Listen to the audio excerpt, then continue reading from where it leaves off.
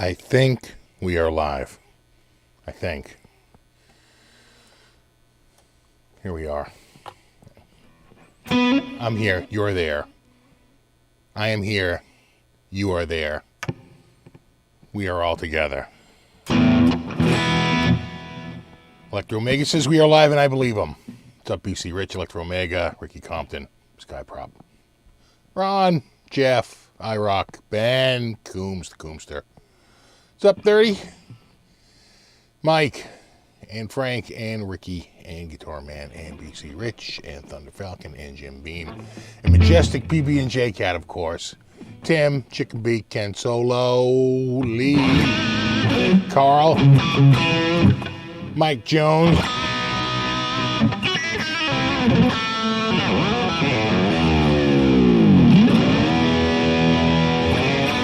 oh yeah, Eagle Eye. It's all Chai Jackson's. Just like my Chai phone and my Chai pad.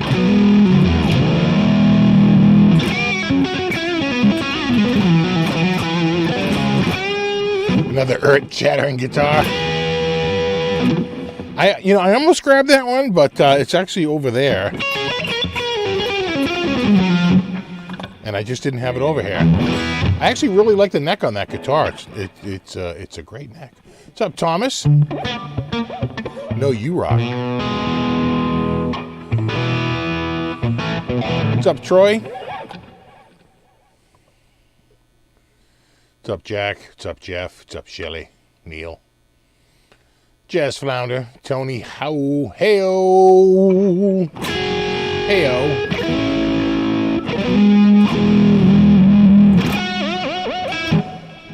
What's up, DT Plus? Star Guitar Works. What's up, buddy? Knees hurt?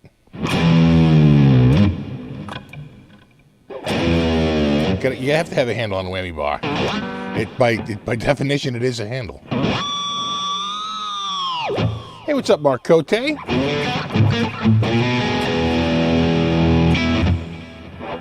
John Doe. Ricky.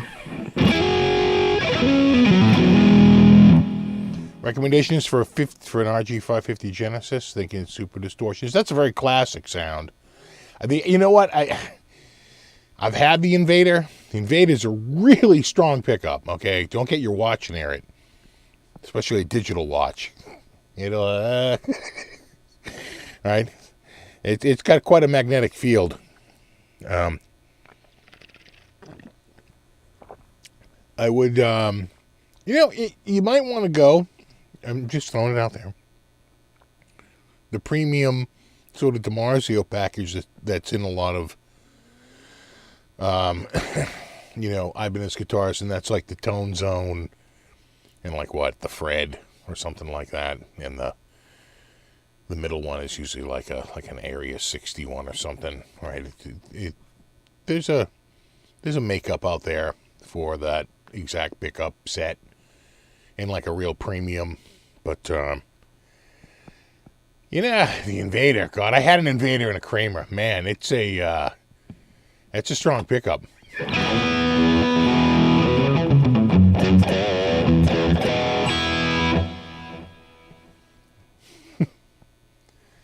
Raining in Concord. We're not raining here. I have the window open, but no rain yet. I don't think so. No, not yet. Nothing yet. What's up, Michael?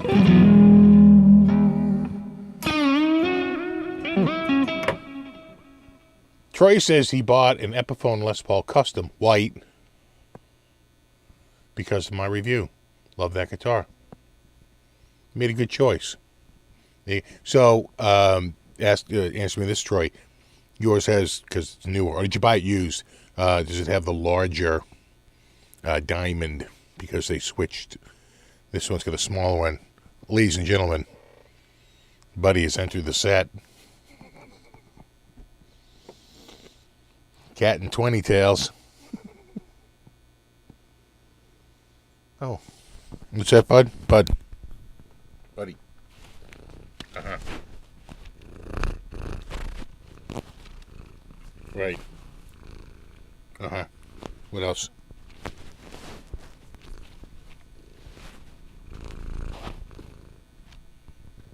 Well, there you have it.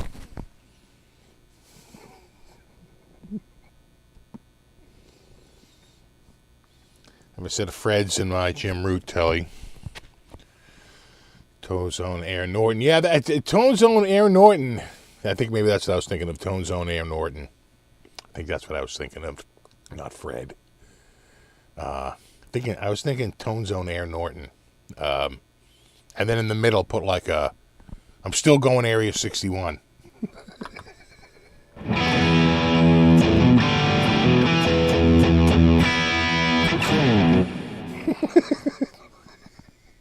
I know. But he's like, I'm the captain now. He is. He's the star of the show.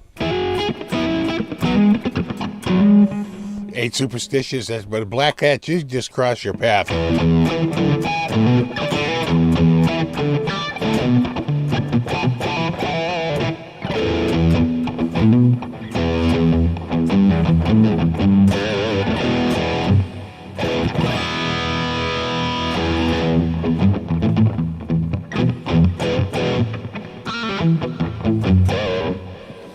Yeah, I agree. Tone Zone PAF Pro, that's also a good set. PAF Pro is a great pickup. That's a wonderful sounding pickup. PAF Pro is a really good pickup. I really like that. And the Tone Zone's good too. I think that's in a couple of my Ibbies, or definitely one of them, without a doubt.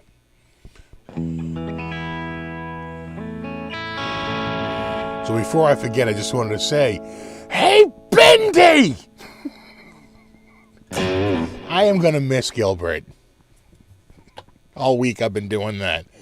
Hey, Bendy!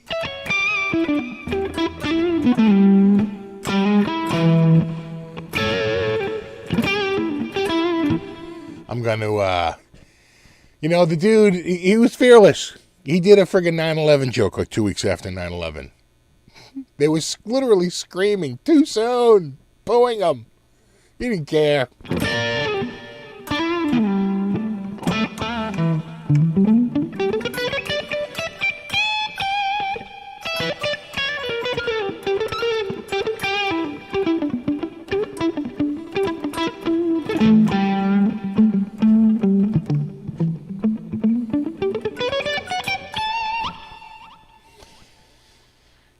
Yeah, I don't know if his cause of death was reported, but they said he had some condition that, messed with his heart. I thought they said it was a lifelong condition. Long-time illness.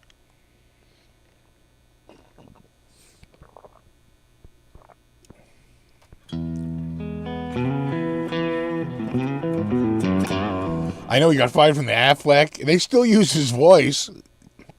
He's just not getting paid anymore. They're like, you're a hired gun. We can still use your voice. They still used Affleck. That's him. That's him. Yeah. They just didn't do anything new.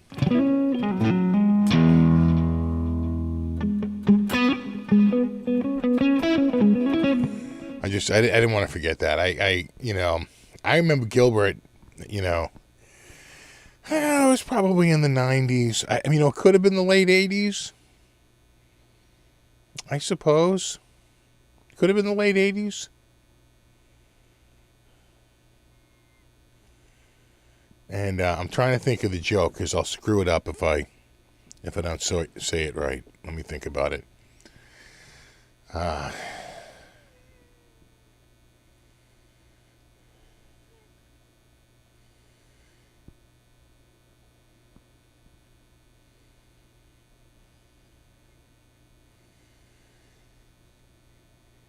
Yeah, so I think he says, we're running through the woods, right?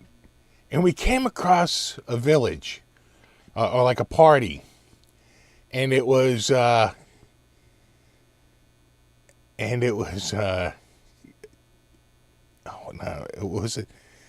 was like David Lee Roth and Kathy Lee Gifford, right? And and it was all these people. He goes, and they're like, how many names do you have? And he says, I have but 2 names. And they're like, we shall sentence you to death. And he goes, so I ran and ran and ran and ran. He goes, and I came across another village. And they're like, how many names do you have? And he goes to the village, and it's like Cher and Sting. Right? It's all these people with one name. How many names do you have? He goes, I have but 2 names. And they're like, you shall be a king. And we danced and drank and sang. And then I blacked out. And when I woke up, standing over me was like, oh God, what was it? Like Michael J. Fox.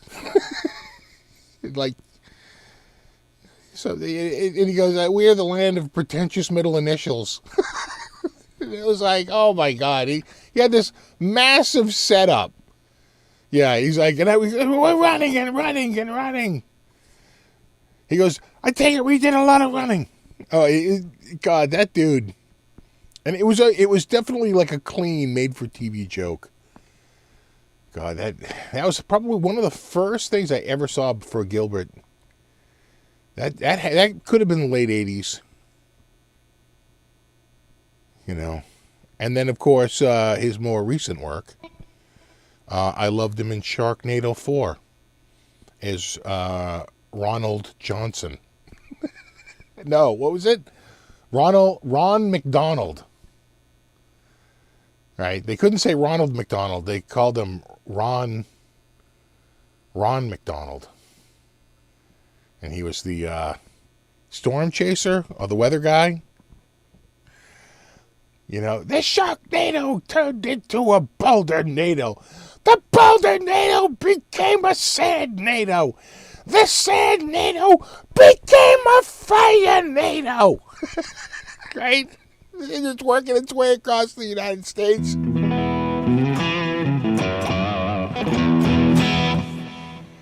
Oh, God. Gilbert. I'm going to miss him, man.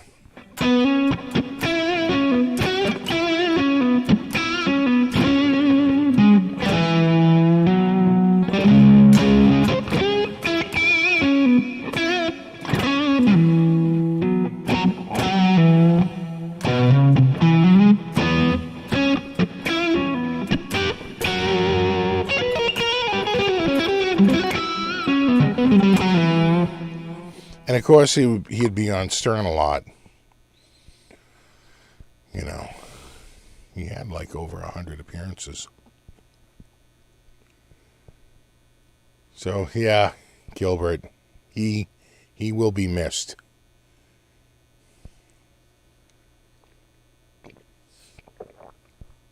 What's up, Glenn?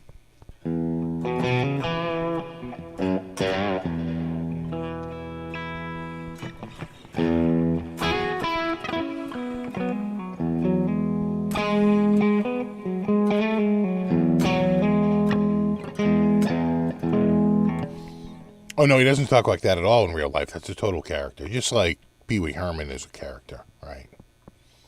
And Bobcat Goldthwait.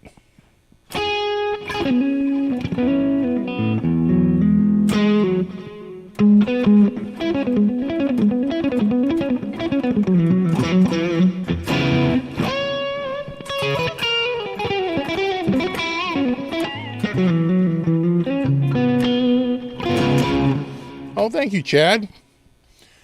Yes, both are gas and gasoline. You know.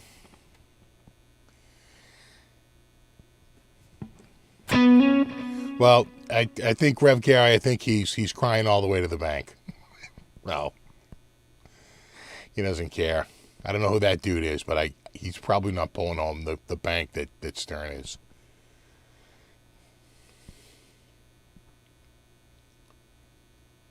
You know. Well, Gilbert had, I think, there was like a little kerfluffle at his last appearance that a lot of people attribute to a bit, but I'm telling you, a lot of that stuff just isn't bits. Right? These are people. And Gilbert may have taken a bit too far, and they didn't like it.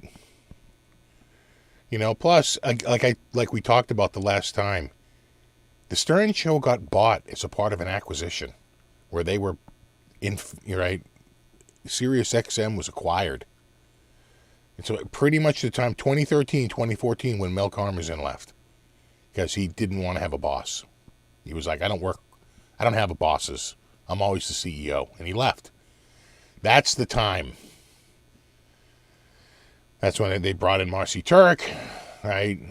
And they just cleaned house. And they're like, what are we paying you for? This isn't a goddamn free-for-all. And it was a big switch. And they said, you know what? Getting some millions of dollars is better than no millions of dollars. And you know what? They kind of liked where they were. And so they changed their act. As long as the core four remained, that's all they cared about. Everyone else was expendable, and pretty much has been. Shuli's gone now. Pretty much, the show changes, period. I'm surprised Richard and Sal have lasted this long, quite frankly.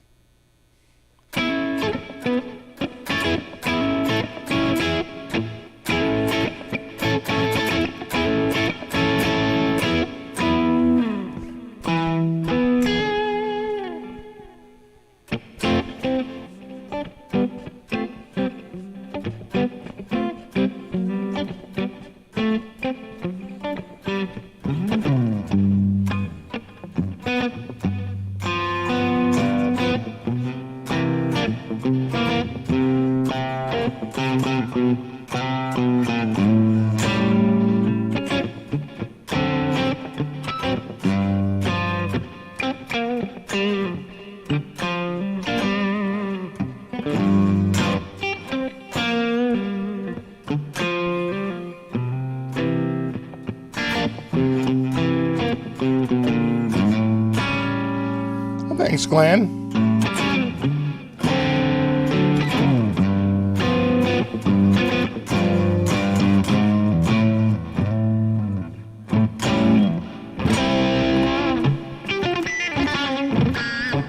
I'm far happier this week. I am happier this week. I had a couple of things happen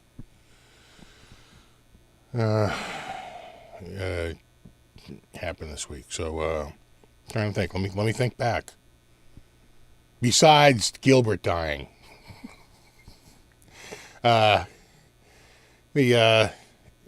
Gilbert would appreciate that joke. I wound up hooking up with a friend of mine who I hadn't seen in a while, and I think I told you I gave him a couple of guitars. And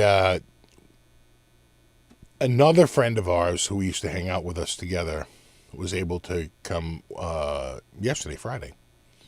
And we all went out to lunch, and it was great. And I brought him another guitar. Remember the Chibson Custom there that kind of looked like Randy Rhoads, the sort of yellow one? I gave him that one. And he had the Duncans in it, but he'll probably rip them out. Because he already had the other two guitars I gave him completely modded. One completely ripped apart. The other one, like, totally modded. I said, look at you. Yeah, put the new parts in it. And go nuts, dude. Go nuts. So it was nice. It was nice. Nice to see both of them and hang out and have fun. And, that's always good. And I actually wound up hooking up through Facebook with a friend I hadn't seen in, she's probably getting on like 30 years now. But he was in a photo with myself and some other dudes and Paul Gilbert. And I said, I wonder if he's on Facebook. And he was. I just shot him the photo and I was like, hey, dude, thought you might want to copy this photo. And he was like, no way. And I actually had another photo of Paul Gilbert at the clinic. And behind Paul Gilbert is a guitar that he owned. He hadn't bought it yet. I think after Paul Gilbert came and everyone had Ibby fever, he wound it. And he reminded me, he goes, remember we swapped the necks? I do remember that. I wish I still had that guitar. I regret selling it. In fact, it had been signed by Paul Gilbert. And like an idiot, I sold that guitar. Should have kept that one. It was nice. It was basically an RG 550, the yellow one. And we swapped necks because he wanted the maple fretboard, if I remember correctly. And so we switched. He had maple. And, of course, the yellow headstock didn't match his, gunmetal gray guitar. But he just, I think he sanded it and painted it black. And just called it a day,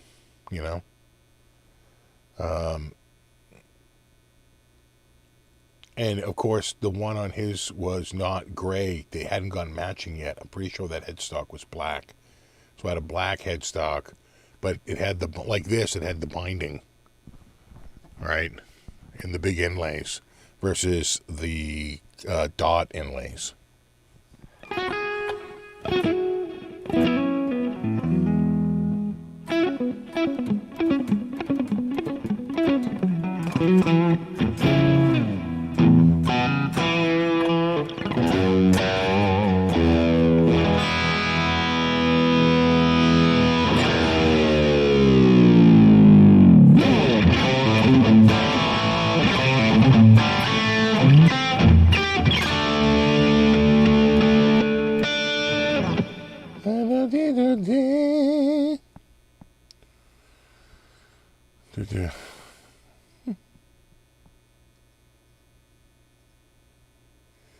So, I think, let's just check it right here, right quick, like. I think. This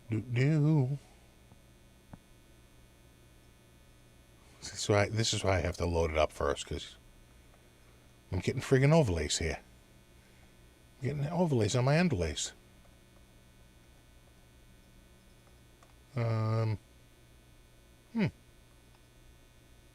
Oh, maybe not. Oh, yeah. Dude, I heard that they had dropped some new colors for the EVH. Right, kind of some flames.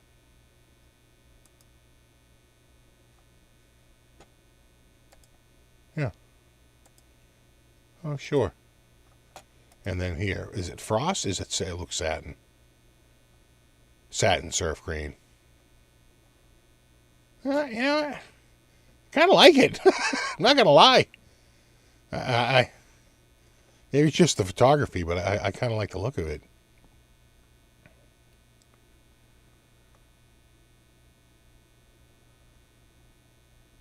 And no other colors? Or did I just gloss over the other color? Oh, yeah, I did. I just glossed over. I didn't even see it. And then a gloss black.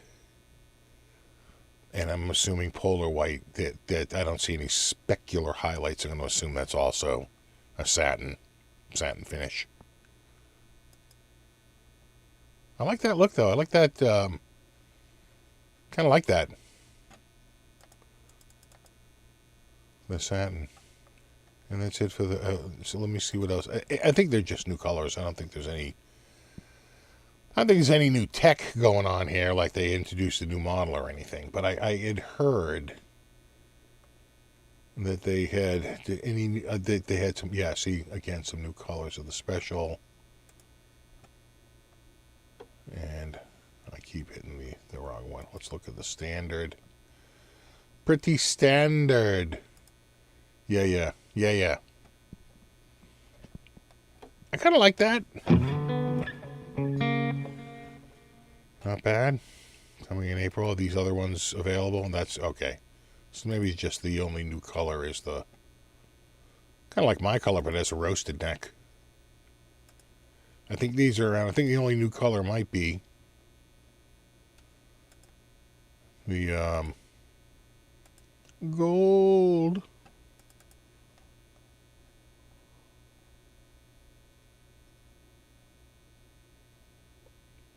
Yeah.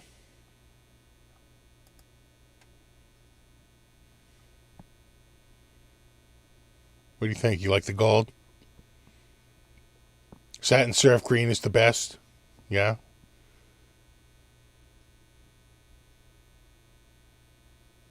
Hate the green with the all-white pickups. Alright. Hate the headstock can opener. It's alright.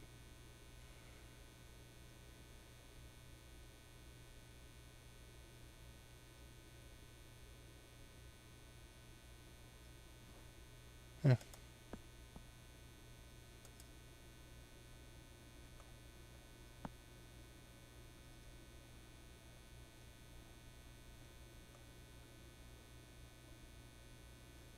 Not bad. That's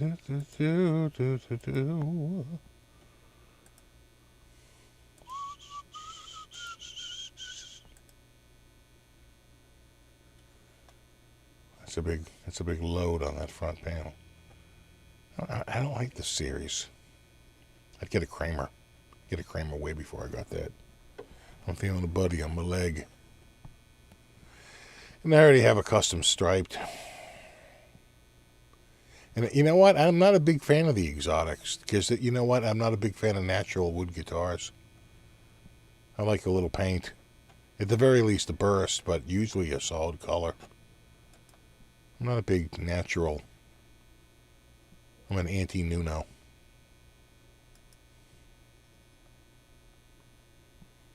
That all seems to be pretty standard. Nothing new there.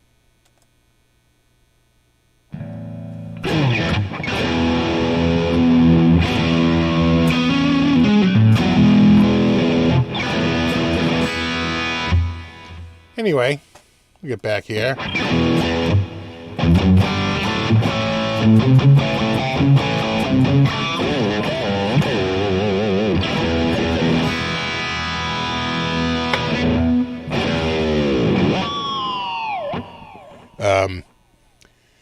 So I was checking out some new music this week. Did anyone check out the new Josh Smith album? I also have a guitar on the way. I thought it might be here by today, but they didn't ship it immediately. It took a couple of days to actually get it to friggin' UPS, so won't be in on Monday. And I ordered some more picks. He actually sent me a pick.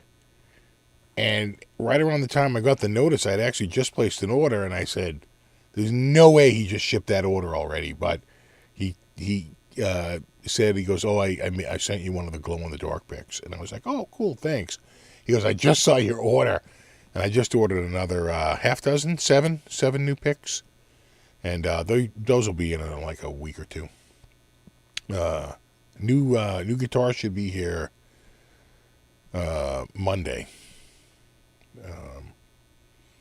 But yeah, am I hearing? Yeah. He's running the loop. Just run the loop, buddy. Yeah, you gotta go over here, dude. Thank you.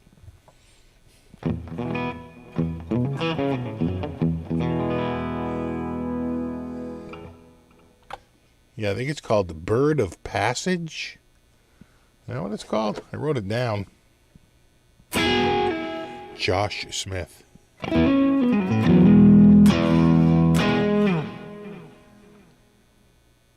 Exactly. I could tile my basement with them. Thanks, Ravager. I pulled the trigger on an Epiphone 59 Les Paul. Those are great. I gotta try one for yourself. The burst buckers through a borrowed Marshall DSL 40 sounds killer. Yeah, I like the pickups in this, but I know the 59. They did a they're not they're the Gibson pickups, right? And they have like the cloth. Didn't they do that? Like they did it all up with the vintage wiring and everything. It's pretty nice. Oh, what's in this cabinet here? That's Hughes and Kettner. That's Hughes and Kettner. Rev. Hughes and Kettner. Hughes and Kettner.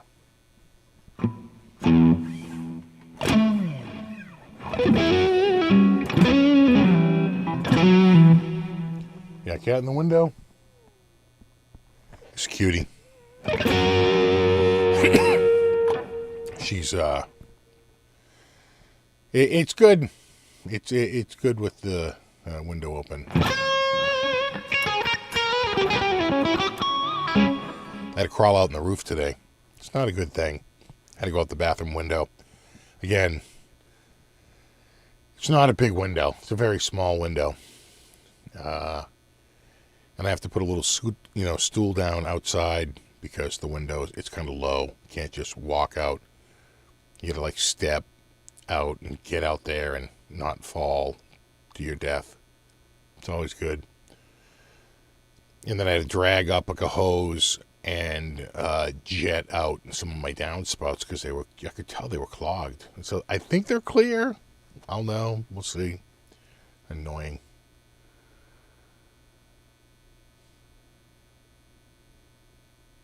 And the thing is, the downspouts at the very edge of the roof. So it's you got to walk up to the very edge, and I'm trying to work, and I'm going, this thing is going to fall off, and I'm going to tumble right over the edge of this friggin' thing. I'm going to fall 12 feet to my friggin' death here. Or even worse, a broken back.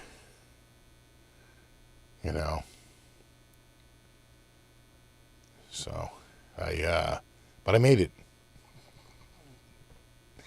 I made it. I think I did something. We'll see.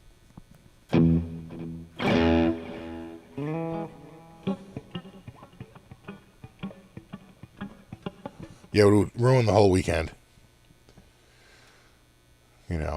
What do you guys doing anything for Easter? We're going, I think we're going out. Hey, what's up, Aljon? We were just talking about the Epiphone 59. Speak of that, we were just talking Epi 59. Just a flesh wound, exactly. Yeah, exactly. Well, not only does clogged gutters equal a flooded basement, clogged gutters will cause a runoff, right? They'll tip over the back, and they'll flood the inside of your house, or they'll tip over the side and fall, that entire way, and then pound into the roof below it. It's not meant to take that kind of rain, right? That kind of force, because it all concentrates all the water in one spot. That's a heavy drip, right? That's a waterfall. It's like a torrent of friggin' rain concentrated in one spot. You will tear your roof up. You will tear your shingles right off. They'll shear the shingles right off your house from the strength of the water. Everything gets rotted. It's a goddamn nightmare. No, your house, nothing will ruin your house faster than water. Period. Trust me. Trust me. I know about this. Oh, yeah. He wants to, RJ.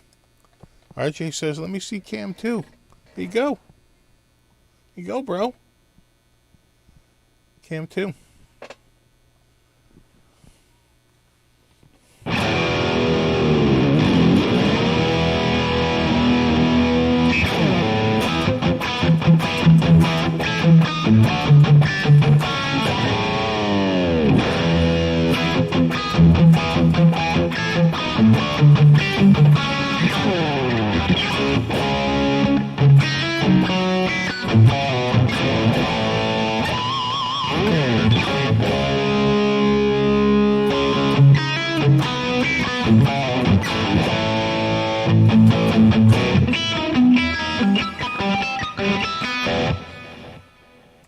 Something like that. I was going to play for RJ my old Ibby. I was going to do my RG 550. But I didn't have it ready. Once again, laziness prevailed. You know what? I spent a long time raking the area along the driveway and getting that in a barrel and then blowing the rest out. I'm not going to lie. It looks good. It looks really good. But it didn't leave a lot of time for guitar prep.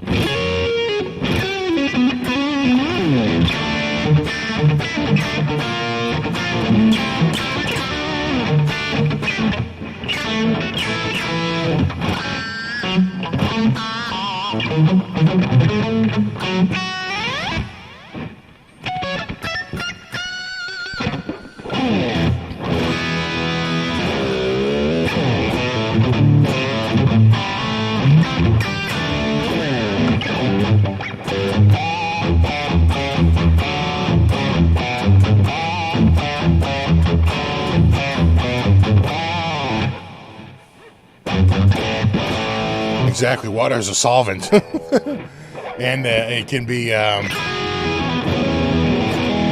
what model is this? This is a JS32. This is not an expensive model.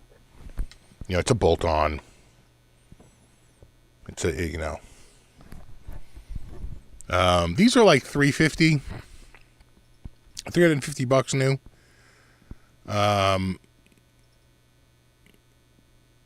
I paid what, $229 used. You know what? It's just that, you know, my buddy there, Speaker, where is it? Right there. He had sent me this, which I like. You know, there's nothing wrong with the guitar. In fact, he was over. That's the dude who went with us. It was Speaker who went with us. And he,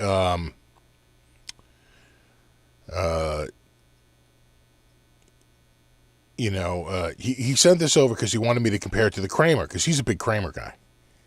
And he's like, just out of curiosity, I'd like to know your thoughts on the, you know, on that.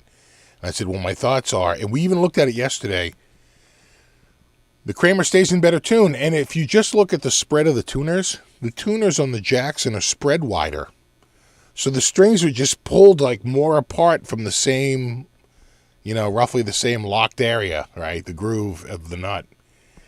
They're just fanned out more on this. And the Kramer, they're a little bit less fanned out, and one of them's almost perfectly straight.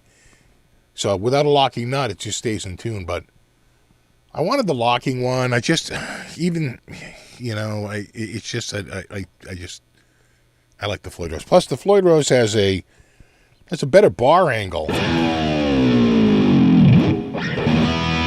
You know, it's just, you know, it's just so much better. Just even hitting the right drop at the right time and all that. It really is the Floyd. You just get so used to it. What you forget is that when you don't have a clamp here and a clamp here and two clamps like right there, when you drop the bar, there's some slack that can go in either direction. And I'm forgetting about tuning issues. It's just that it just doesn't drop as far. There's places to take up the slack. When it's clamped and you drop it, the drop is incredible because, you know, there's no place for the slack to be taken up by the tension. So you get a massive friggin' drop, you know. Right down to nothing. And you kind of get used to that.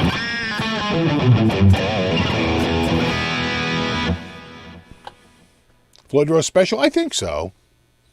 Right? That's the Floyd Rose Special, right? I think so. They used to be so much worse. I'll say one thing. The Floyd Rose sort of get there. Like, same on the low-cost EVH I have, right? The EVH Standard. Again, a guitar that was not a lot of money.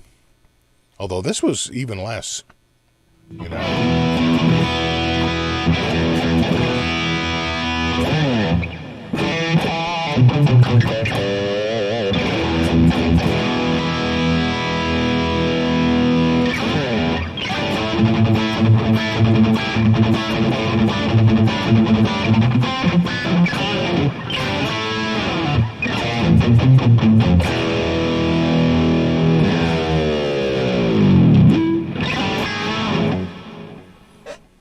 You know, I've never owned Jacksons.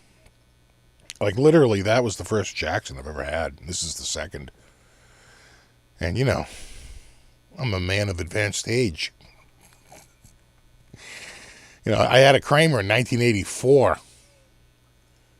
So I've had a long history with Kramer and Ibanez and Fender. But only really recently with, and by recently I mean like the last, 6 weeks. With Jackson.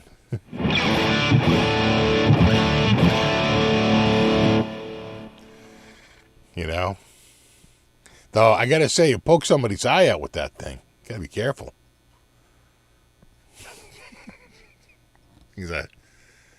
That's like a Class G weapon.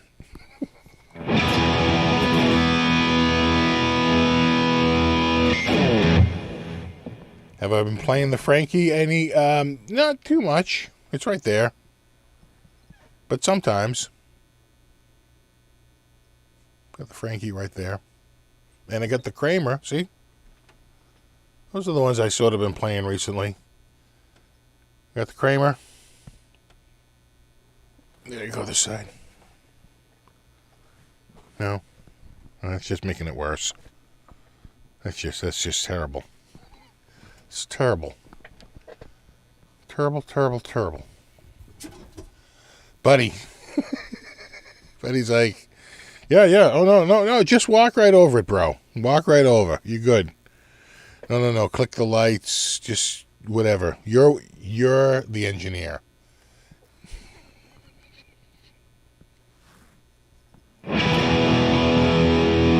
Oh yeah, no, he's making the rounds. He's making the rounds because he's my buddy cat.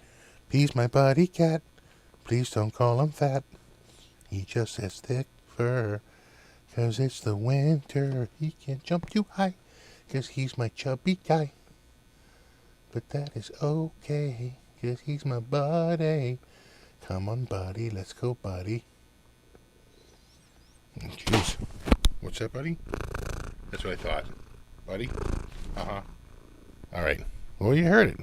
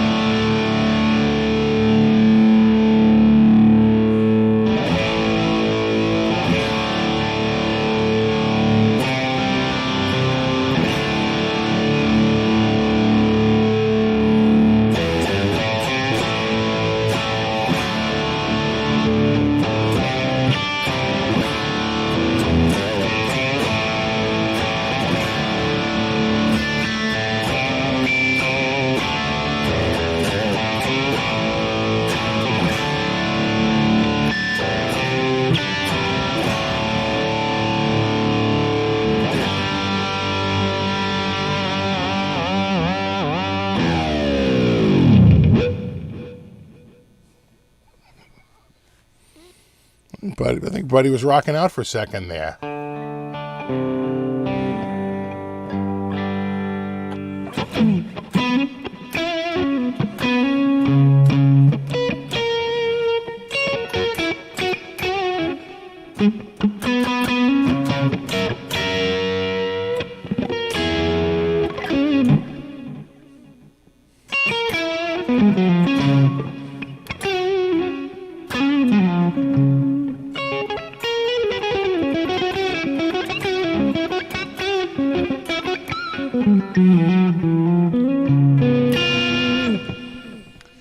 Steve, what was that Jackson that he got away from you years ago and you missed out on? Yeah, dude, that was, yeah. Throw that on the pile of guitars that I, friggin' killing me that I missed out on. It was a USA Jackson Soloist. I guess it's the SL1, single, double, all Seymour Duncan pickups. You know, neck through construction. Probably an ebony fretboard, right? With the mother of pearl Jackson, and it just says made in USA right after it. You know, right there.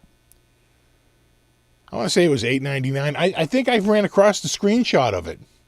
I think I actually found, because I was going through an old, like, you know, like photos bin. And I said, oh my God, there it is. There's that. I didn't dream it. There it is. Because I would take screenshots of them. Because they're like so crazy friggin' cheap. You know? Like I said, there was probably a Gibson custom shop on there that they just had listed as a 61, but it had a very dark amber switch. It looked like you could just tell it just looked different. I was like, wow, that might be the best looking SG I've ever seen. And it said Les Paul up here. And I was like, you know, you probably should have bought that. It was gone. I could have bought it. I had it in my basket. It was like $1,100, $1,200. Like a friggin' 30 used, probably 3,500 minimum.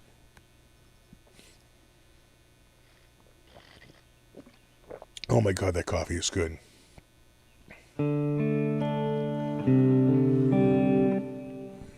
I don't have any experience with Tokai Strats, but I know some friends that are like rabid friggin'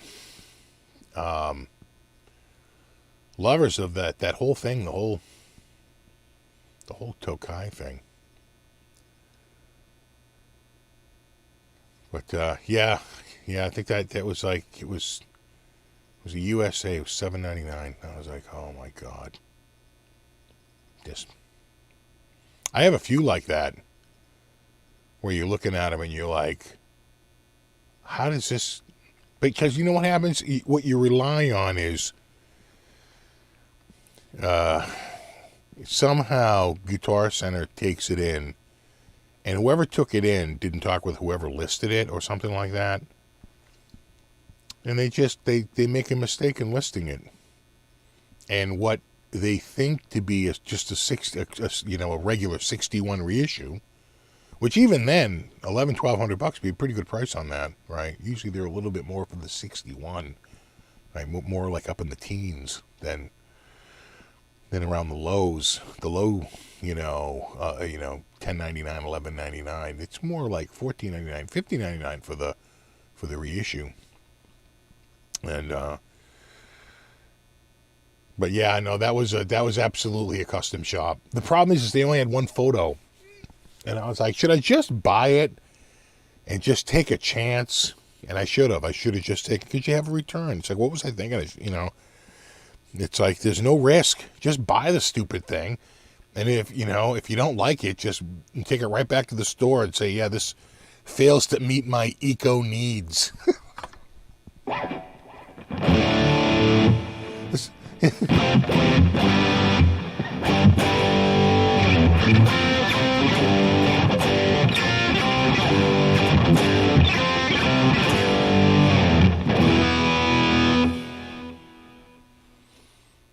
up, Coots? Good to see you, buddy.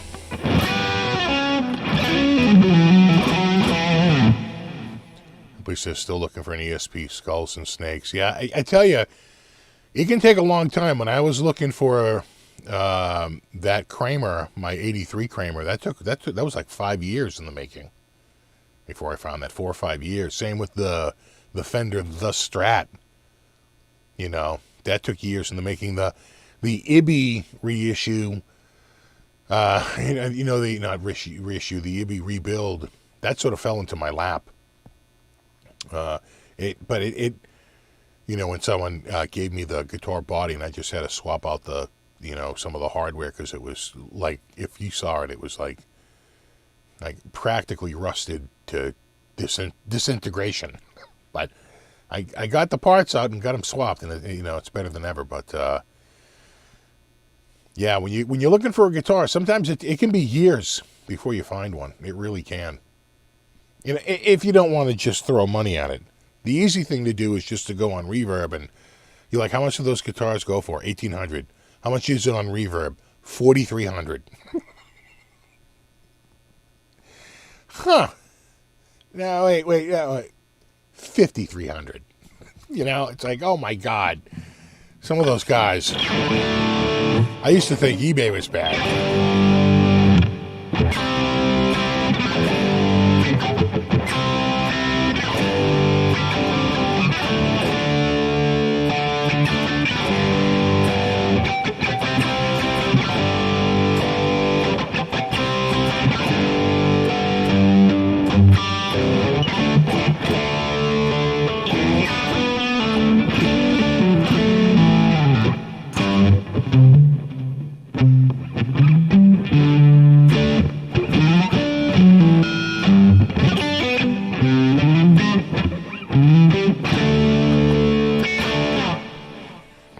Thunder Falcon. Is the Kramer SM1 neck the same profile as my Kramer Pacer Tiger? Probably not. I like the neck through Super Strats. If I had to guess, having played, I'm assuming that your Kramer Pacer Tiger actually has a similar neck profile to the Classic here. Right, it's a little smaller, a little more shred-like. I think the SM1 might have a little bit more rump on it. I'd have to. I think it's gonna be. I'd have to do this side by side with the SM1, but my gut feeling is that yours is gonna feel a touch smaller than the SM1. The SM1's not a big neck by any means, not at all. But it might be. I wonder. I'd have to put the caliper on it. I feel like it might be just a touch wider. But again, that could just be in my head.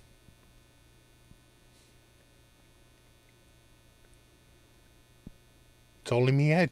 It's only me head.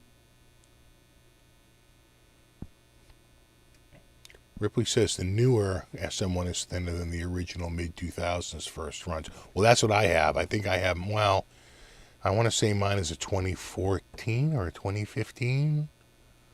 Somewhere around there.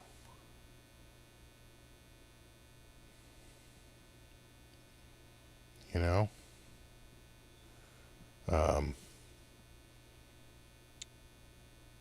Yeah, I think so. Like 2014, 2015 serial number on that.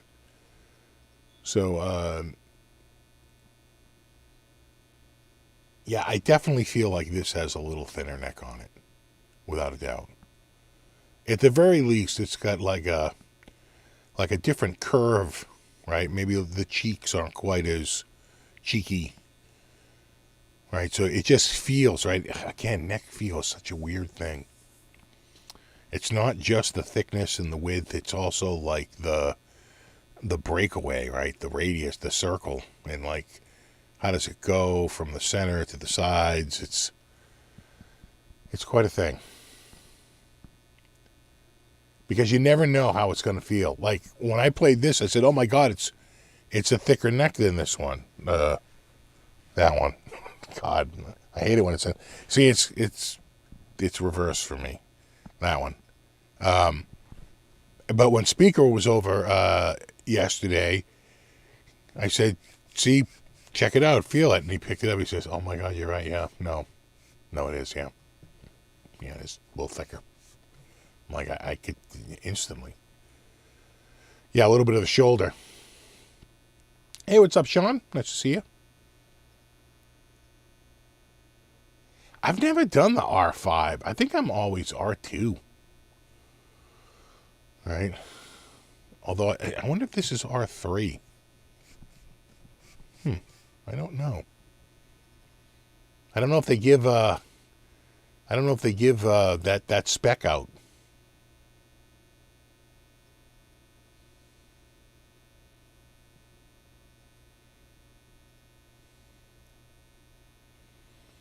What's my take on an 86 Charvel Model 3?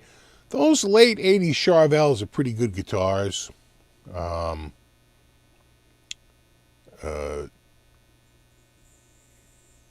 forget the Model 3, but I want to say that's is that a bolt-on single double? Right? Right, so the Model 1 was like, I want to say just one humbucker. The Model 2, might have been two humbuckers. The Model 3, I thought it was either two humbuckers or, I thought it was single double. I forget now, Model 4, Model 5, Model 6. And the 6 was basically like this, but a neck, right, wasn't a bolt-on. No, actually, Model 6 was single double. Yeah. I'll have to take a look. Hold on, Charvel. Which one you said? Model 3, right? Yeah, single double. I thought so. So yeah, I remember some stuff. It's not completely. The 80s aren't completely foggy. Yeah. Like that.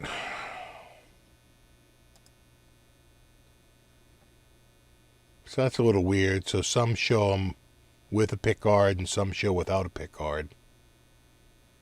I got a feeling like one's a Model 4 really and not a Model 3. Are they? And one's a Model 3A. Is that the difference? 3A gets you the pick guard.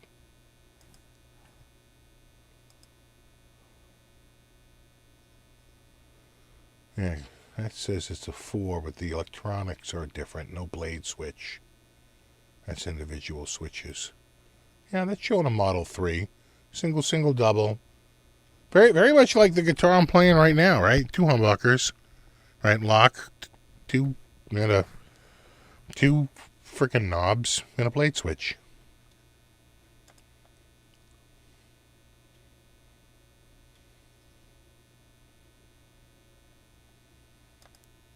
You know, like that, but with a single, single, double. And probably a 5-way. This is a 3-way switch in this. Charvel Model 3, yeah, bolt on with the single, single, double. Those are good guitars, man. Nothing wrong with those. MIJ, right?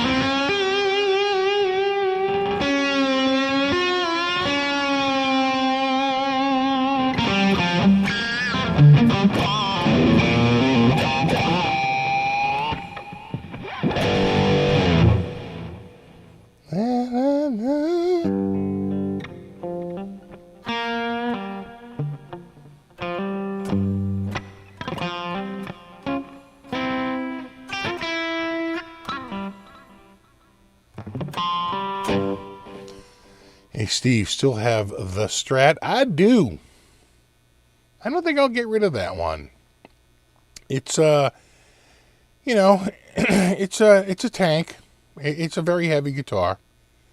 But the neck profile is actually really great. Apparently, they were all over the place with the neck profile.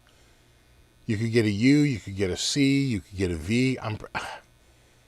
When I play it, I feel like a V. And not as heavy V like my ST54, but a kind of a softer V. Or some crazy type of C shape. And my friends play it. A buddy of mine was like, oh, I'm feeling V too. I'm like, am I wrong on that? I said, I feel like the sides are very, like it wedges down very quick. The breakaway is quick. So, yeah, that's a great guitar. And I almost need to be like a steward of it because so many people get those guitars and they rip the electronics out. And I was lucky enough to find one preserved without the electronics changed. And it's you almost need to be like a steward to hold on to it for the next generation to say, don't mess with these pickups and these electronics. It was a thing. just leave it. Admittedly, I changed mine back in the early 80s because they're famously very noisy. They pick up a ton of 60 cycle hum, So, people change them over the years, but that one is still intact. So we'll keep it. We'll keep it for now.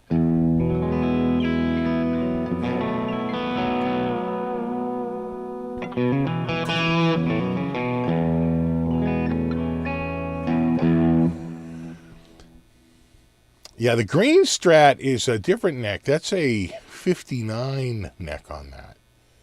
Unlike the 54, which is actually a pretty hard V. The 59 neck is sort of like it's not a big C. It's sort of like a small C, or even a D. That might be a D-shaped neck. It's kind of flat on the back. The 59 neck on that. It's basically a parts caster. If the neck and the body are from two different guitars, it's pretty much officially a parts caster.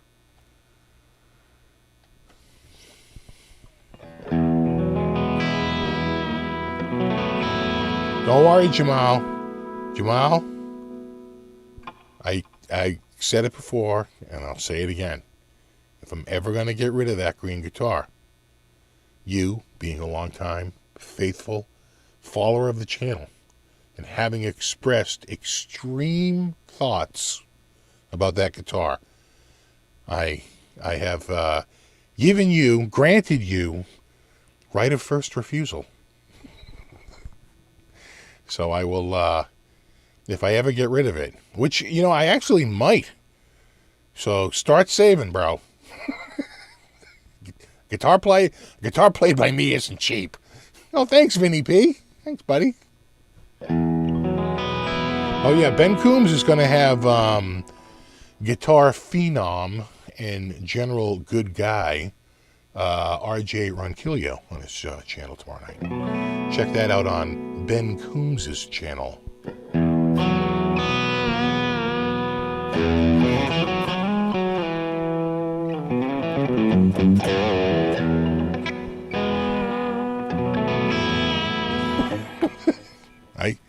I got you, Jamal. Well,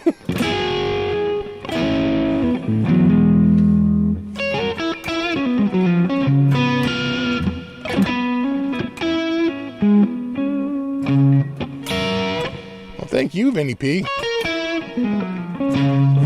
The tuning is fine on this jack because you can lock it once it's locked up. I'm hearing a lot of...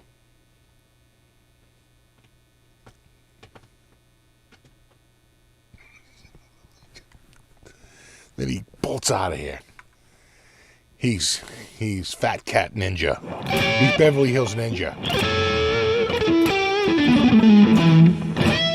Exactly, an SFB played guitar. It's something to tell your grandkids.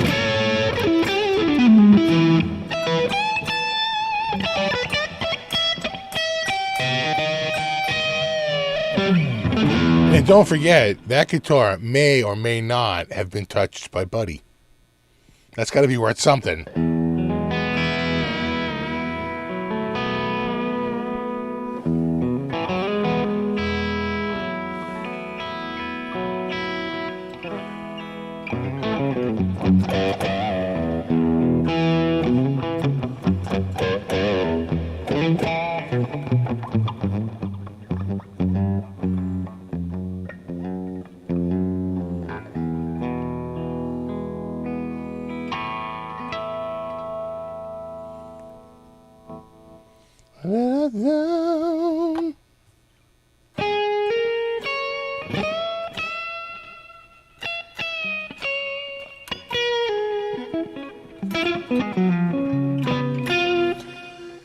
The lipstick headstock. You mean the toothpaste one, Charvel? I don't think so. That's the very end. I think when they switched to that logo, they might have even switched factories. I'm not even sure that those are made in Japan anymore. They might be made in Korea. So I don't know. It feels like if you want the Charvel, right, you got to get, let me see if I can show it here. You got to get like that style one, right? This one, the old school. The toothpaste one, I think, if I remember correctly, the rep on that wasn't quite as good as the rep on the OG logo.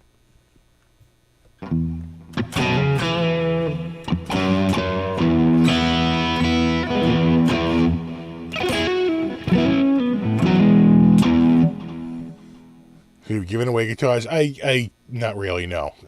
Jamal wouldn't. I wouldn't get it for free. He'd be paying an incredible sum of money. Oh, the money. But no, I did give one of the Chinese guitars. There's not much you can do with that. And the Donner single cut. Remember the Donner? And the Harley Benton, sort of like EX, because I have a friend growing up who was just so into that style of guitar, and so I gave him those guitars to free up a little bit of space, free some room up, and I probably could have got a couple $100 for each of those on maybe Craigslist or something, but I'm just so over it. And, Reverb's 1099ing me now.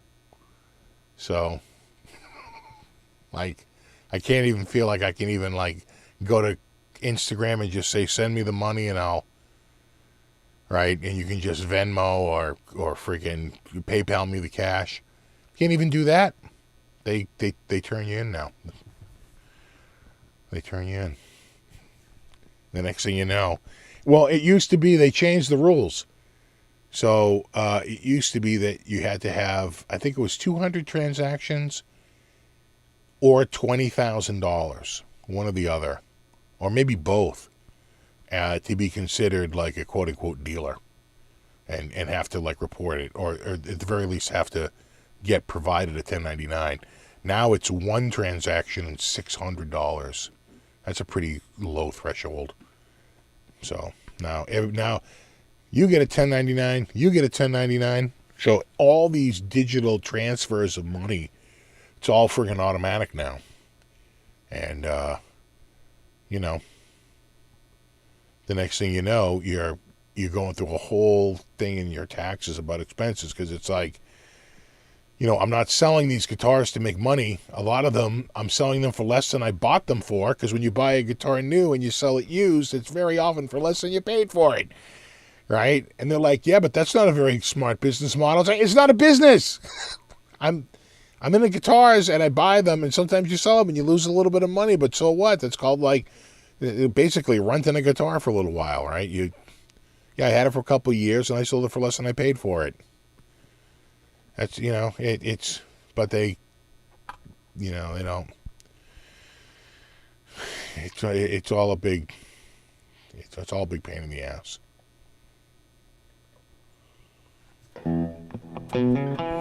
Yeah, and it's $600 total for the year.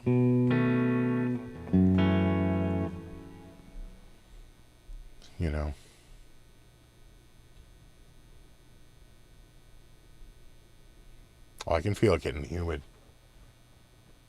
Is it raining? Yeah, I think it's raining out there. You can literally just feel, you just feel it right then. You can like smell it. Smell the rain.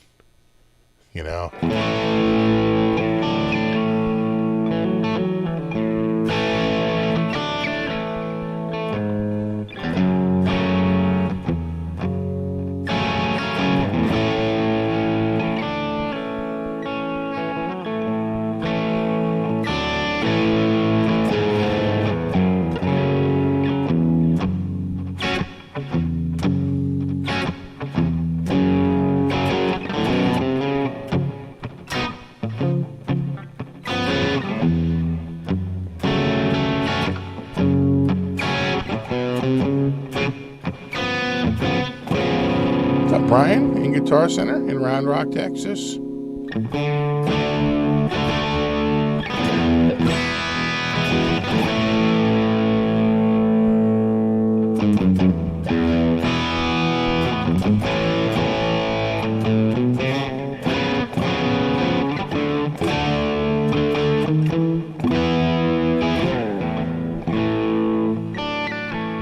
Right, all the Charvels that lost their sprout, yeah. It's almost time to it's time to say goodbye to the fret sprout. Although this doesn't really have any. Not too bad. A little sharp edges though. I could probably soften those a little bit with a little like a little flexi pad or something like that, and tape it off.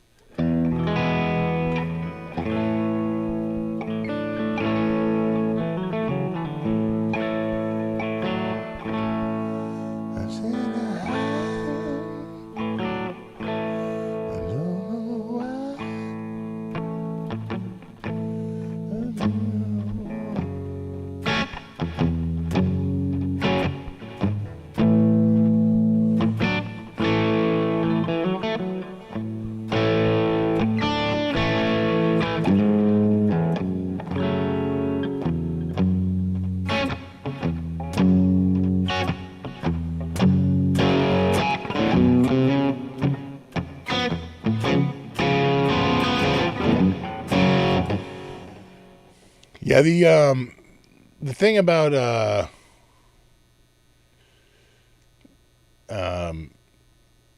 1099 is that they get, and like, they know what they're expecting you to list this 1099, and if you don't, they're going to say, hey, we're seeing some income on our end that you didn't report. So you've got to report it, and then you have to go through your expenses. And I think for the equipment I sold, I just had an expense called like cost of goods sold, and I found all the receipts. To the extent I had some of the stuff was more than 10 years old. I don't know if you can be expected to keep a receipt for that amount of time, but I generally was able to put together a spreadsheet of the cost of everything, and then deduct the cost of ownership, the amount paid for it, and that pretty much wiped everything out and put me actually slightly in the negative.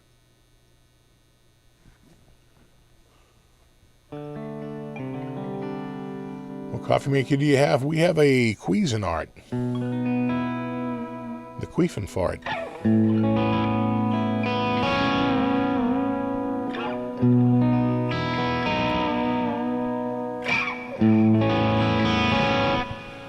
What if they're going to count shipping tax? So, so basically, they give you, just to tell you how it went for me, they send you the full amount except for the state tax paid. You understand what I'm saying? They basically say the full amount, but then what I had to do was print out all the payments that they sent me to show the net amount. And what I did was, using a spreadsheet, I deducted the gross amount from each box, because the 1099K is a monthly. So it shows how much you earned in every month, plus a gross amount. And so I had to go through and for each item I sold, I could show what they had actually sent me. I printed out we just put like this amount of money in your account. And I can tie it to each one of the sales. And the difference is what I called shipping and reverb fees, right? It's the difference between what they're sending me in the 1099 and what I actually netted. And then after that, I deduct the cost of the item, which may exceed whatever that net may be.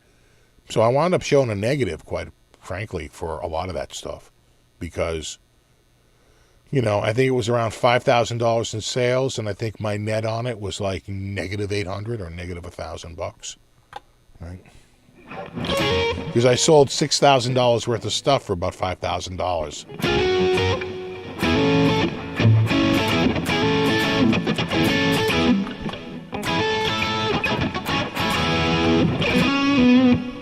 I'm just using my normal, although I've been favoring this one a lot lately. This is the that like Brit 87.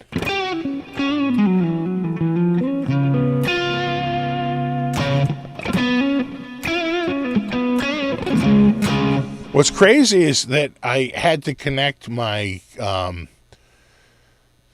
my crypto, right, with them, and the crypto is so crazy because they look at all your transactions, which is crazy, right? And each transaction is like some sort of, it's like just I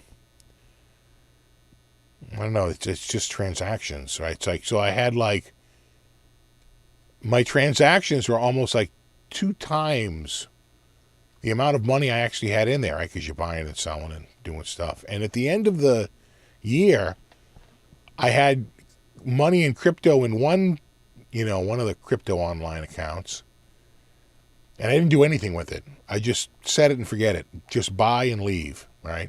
Buy it and just leave it and never sell it. And that one lost money on the year. And the one where I made money moves, I was up about 17%, which is shocking considering how friggin' bad crypto was when I got in May, which was like the peak of all crypto. And by the time it got to December, I was like, you can't even be serious. everybody was like, yeah, no, I'm up like 1,000 times. What about you? It's like, I'm down 90%. It's like, oh God, that bubble burst. So we'll see. But, yeah, no, they said I actually made money. I made a few $100, which is shocking.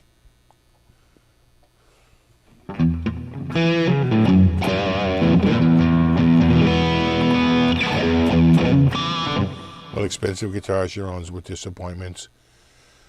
I would say that ESP back in the 80s was one of the more disappointing guitars. I just didn't like the neck on it. It was way too chunky for my liking, and the guitar just didn't have any.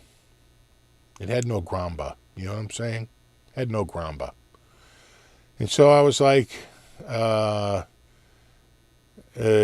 and that was an expensive, at the time, it was an expensive guitar. I think I sold that in like the spring of '88 for almost $700, which is a lot of money in '88.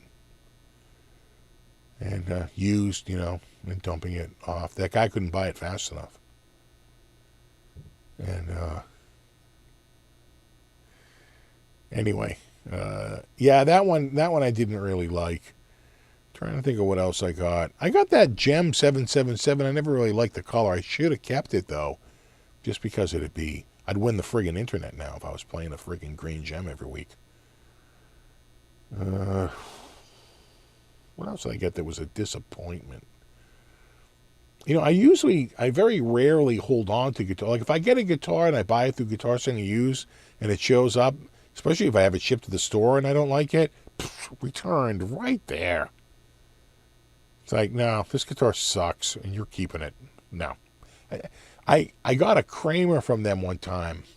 It's like an 88 like Custom 2 maybe, right? Custom 1 or Custom 2, which in theory is an amazing guitar. But this was one of the rare 5-bolt models where the guy had the normal 4 bolts, but then someone decided, you know what? Let's add a 5th bolt right down the middle, just in case. And I noticed that 5th bolt went right through the middle of the serial number. And I said, you know what? I don't know. What's the history of this guitar? The electronics were screwed up. It had 5 friggin' bolts. I was like, you know what, dudes? No.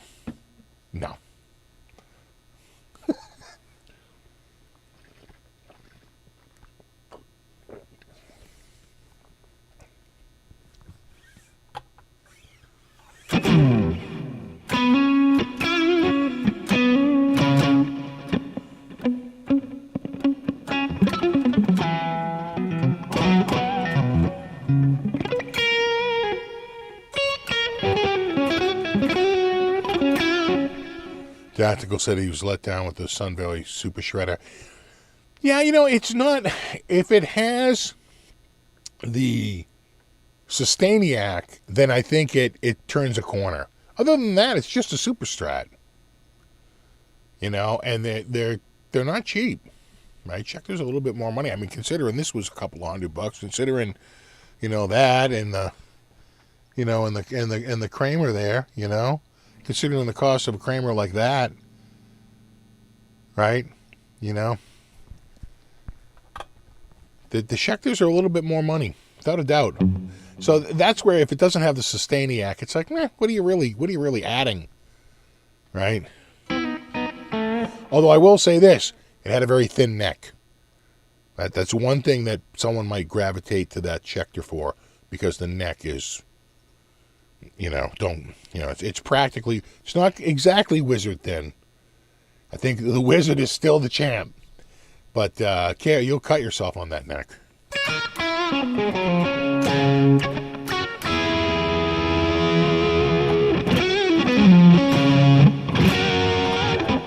The fire alarm Red 560, well, I got the video out of it.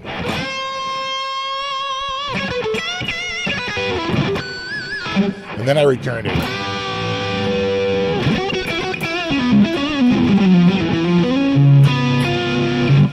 What's up, Steve? What did you miss? Well, RIP Gilbert Gottfried. NAMM still looks dead. New EVH colors and new music. Bird of Passage. or Paradise or something. Passage, I think, by Josh Smith. Also, Electric Truth by Andy Timmons. That album is killer. Electric Truth by Andy Timmons is an amazing album and worth a listen. If you have, see, I have the Amazon Unlimited, so I just use that to get all this stuff. And then one last thing is that a buddy of mine put an album out called Last Dance. Centenary Road, I think is the name of the band. It's a reggae. It's mostly reggae. A little rock in it, but reggae and reggae rock. But it's a reggae. That's what I'm gathering as I've been going through the tracks. But if you like the raga, give that a check out. Again, that's Last Dance by Centenary, Centenary, Centenary, Centenary Road. And, I think that's sort of a COVID basement recording. And I tell you, it sounds pretty good for a home studio.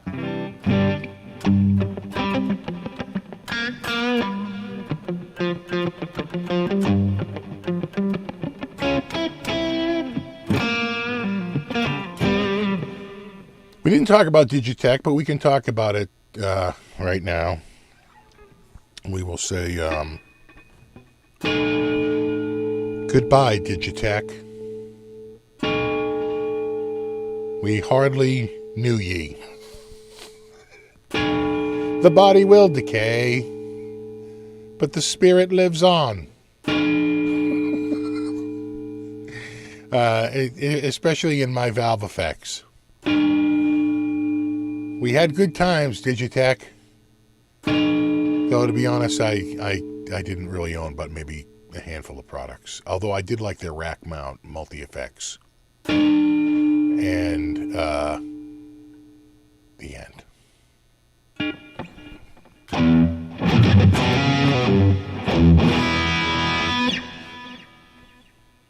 The whammy pedal was fun. They had some good stuff. I will say this. It was like the late 80s, early 90s, probably right around 1991, right? And there's like a bit of a rack mount wars going on. It starts with the Roland GP8, probably in 1987, 1988, 87, I think, and then by 88, the ME5 comes out. You've got the SPX 90, right? It's like this killer rack. There's a race for like rack effects and all this stuff. And Digitech, man, I tell you, everybody would come out with something, and then Digitech would come out with something where it did all that and did 4 of the effects simultaneously, and you were like, oh my God, this sounds like so much better. Or they would have something and it would have like 99 presets, and they would have 256 presets. Like, just blow away like the amount of storage that everyone else had, like ART, and actually Ibanez had a few rack things back then. Yamaha had rack stuff, but really it was ART. It was the other thing, Alesis, right, was the big competitor. And Digitech would just come out, and they were sort of like the Casio of their time. They would come out, they would look around and see what everyone else was doing, and then they would mic drop, right, some like new tech that just absolutely smoked everybody else. And you're like, oh my God, that's actually really good. Right? Yeah, ART was big in terms of like the digital world, without a doubt. I remember ADA was more analog, right? Digitally controlled analog. And same with Rocktron. I feel like Rocktron was a lot of analog and not so much digital. Versus ART, which was full-on digital, just like Digitech was. I never had a 2101, or a 2102 or whatever it was called, but I did have and I still have the valve effects. And I actually heard some guitar that I had recorded years ago through it. I said, oh my God, that guitar sounds pretty damn good. I mean, for such old tech, for a tech that's like from 1994, I want to say. And I started just running into that and playing guitar through headphones in like 1994, and I never looked back. I've been doing this for like, Jesus, almost 30 years, mainly using headphones for my guitar practicing. Racks are good. Racks are real good. Yeah, and the DOD pedals. I never had the DOD pedals, though. We were a DOD dealer, and every time I would go to DOD, I would always wind up getting the Boss version or the Ibanez version, who I just like them better. You know. You all right over there, guys? Oh, it's quieted down. Everything okay? You got a scary bunny out there? Bunny attack? A lot of chorus and delay. Well, there was a whole thing about the whole, like, spread, right? The stereo, what they call the dimension. Right? It's not a chorus. It's a dimension.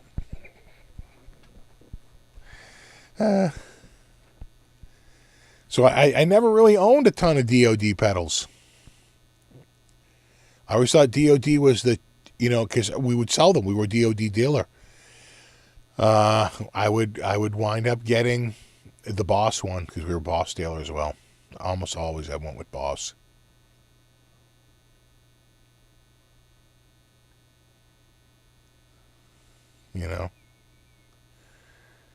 But when it came to the rack stuff and multi-digital effects like reverbs and delays, especially on the vocals through the PA system, I think I had a Digitech, I think it was called the 256XL, DSP 256XL, 256 presets, and it could do like a bunch of effects at the same time, and it just crushed everyone else in the same space, and it sounded great, and I was like, damn.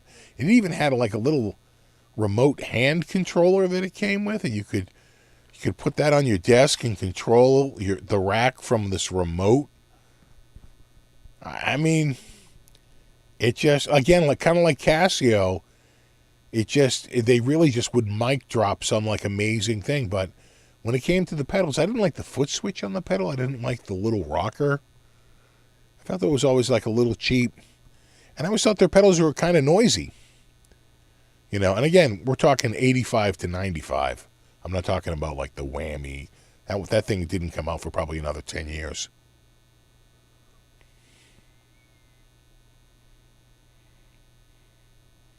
Oh my God, I can smell that rain. Damn. Yeah. Oh yeah. Oh no, it is.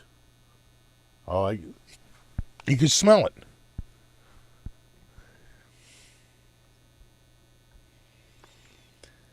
The Zoom had remote controls too. Yeah.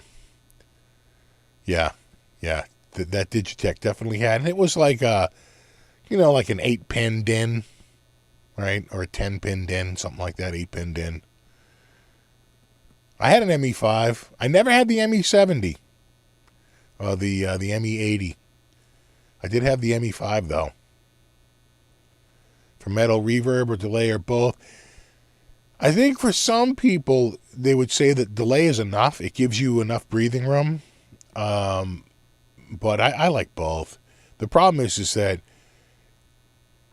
when you're recording and everybody has delay on them, the delays start to overlap each other and it becomes unwieldy.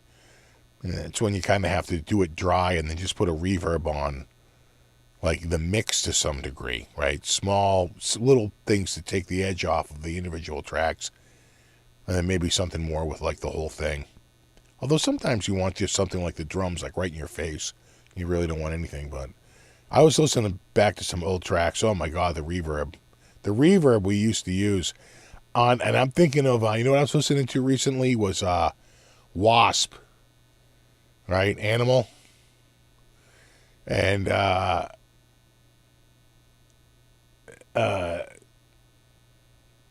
there's so much friggin' reverb on that friggin' whole album. Just incredible. It's pungent rain. It's chubby rain. Gotcha, suckers.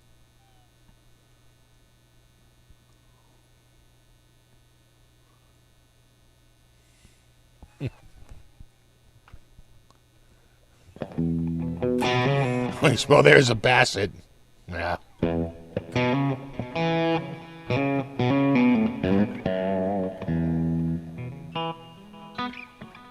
Yeah, all those old 80s records were totally wet, right? Am I out of coffee? God damn it. Didn't have a lot of coffee today. We were out, and I was outside a lot, and so not a lot of coffee today. But we do have a fresh spot there, hot shot. Hot shot.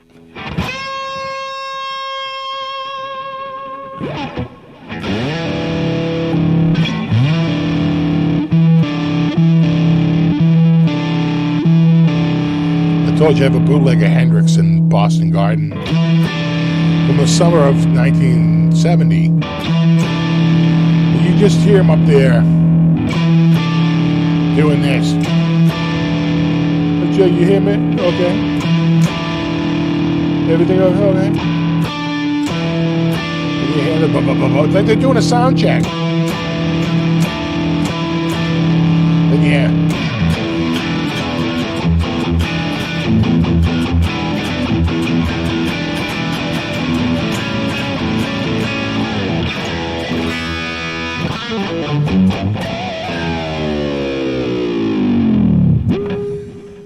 I used to do espressos, but I don't.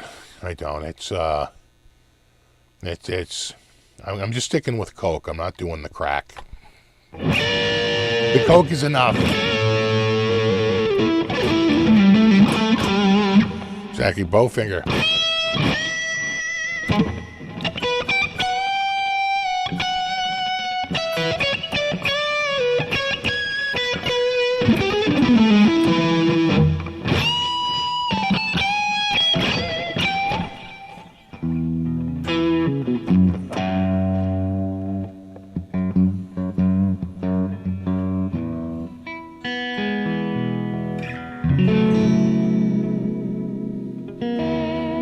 Baltimore. Did you see them in Baltimore Civic Center in 1970? One of my biggest regrets was, it's probably about 10 years ago. You know, I was just hanging out on Usenet, as one does. And a dude had posted up there, like, every Hendrix recording, all these bootlegs, but they weren't bootlegs. These were like board recordings. This was like high quality stuff. I heard that maybe they were recording all the shows to make this was straight off the board. You know, because you couldn't really hear the audience as much as you could hear the instruments. And you could hear him, like the Boston one, you can hear people in the background going, Billy! Right? It's like total Boston accents. I'm like, oh my God. Billy! Michael! Where's Mikey? Billy! Right? I'm like going, oh my God. And you hear it, and it's like, and all of a sudden he goes like,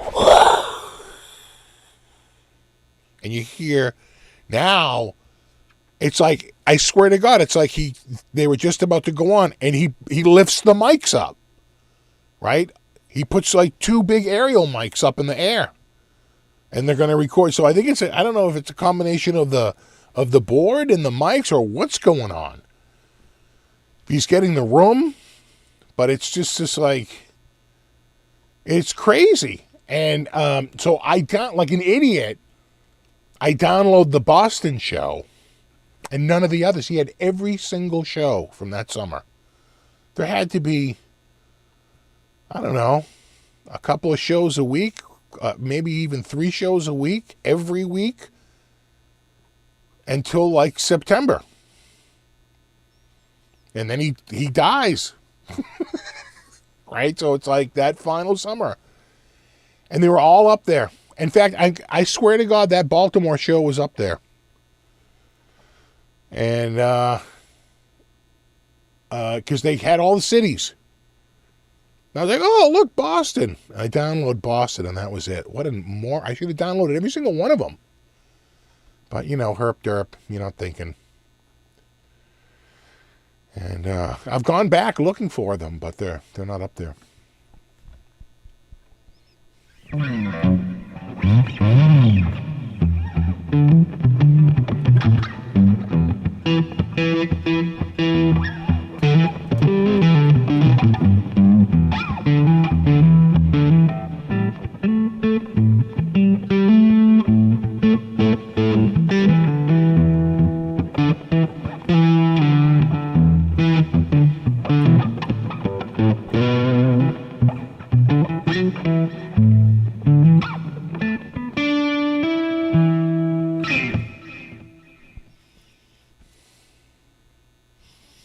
Yeah, right, Tactical? Pissed you didn't download those backing tracks when they were free. I know, they let you download like 3 a day. And I said, what do I got to download them for? They're just right here. I just play them on my computer. What do I have to download them for? And then they went offline. Oh. Oh.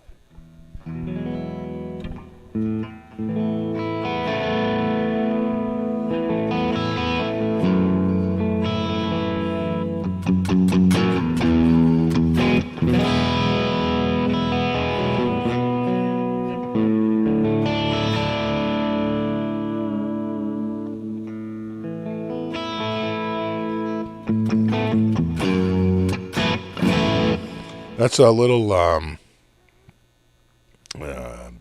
Lotus Les Paul. In fact, I should break it out for next week because it's the 40th anniversary of Diver Down. I should pull it out and see if I can get through little guitars.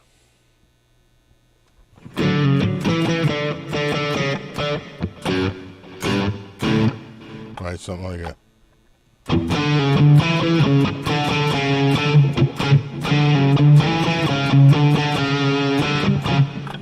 I'm going to play the ear that I just got? Okay, hold on. Let me go grab it. Hold on.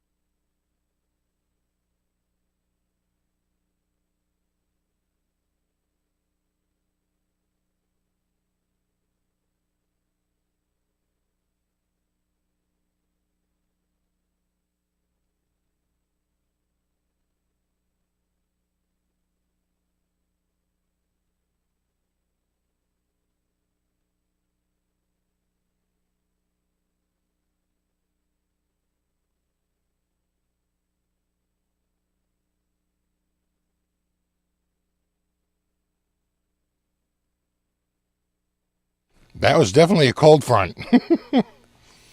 Freaking got cold. It was like 60. But that feels like 40. I gotta plug it in. It would help.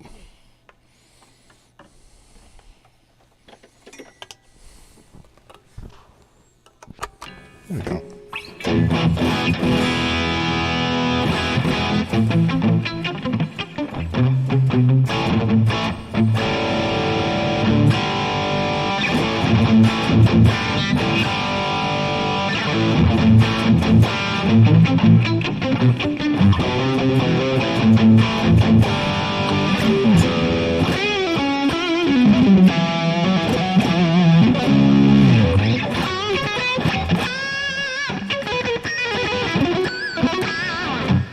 Yeah, this has a very comfy neck. It's like a U shape. And then it goes to a C shape. Again, that's what C machines get you. Right? Not only can they do a compound radius fretboard, they can do a compound shape neck. That's the world we live in now. And I found out that the, as you saw in the thumbnail, the inlays are fluorescent. So they glow under a black light. I tried the Epiphone under the black light. The paint isn't fluorescent. The The Ibanez RG550 is fluorescent. God, that thing lights up like a Christmas tree. But this paint isn't fluorescent, but the binding is on the neck, on the body, front and back, and on the, what you would call it there, the pick guard. And so the whole guitar gets like outlined under a blacklight. It like glows with the outlines around everything. It actually looks pretty cool under a blacklight. The paint looks a little odd though, like almost like a little like yellow. It does not glow. It's not fluorescent.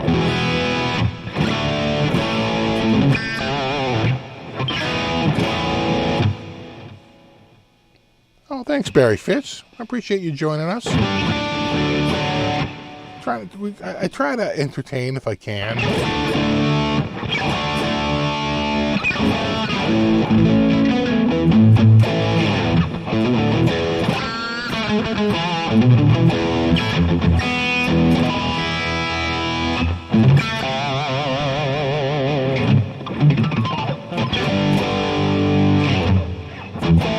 Do I glow under a black light? No, but a lot of crap on my face does. You ever see yourself like really under a black light? Like all the dead skin on your face glows, and like all this crap on your shirt that wasn't there when the light was off is like lit up, and you're like, God, I'm like a filthy animal over here.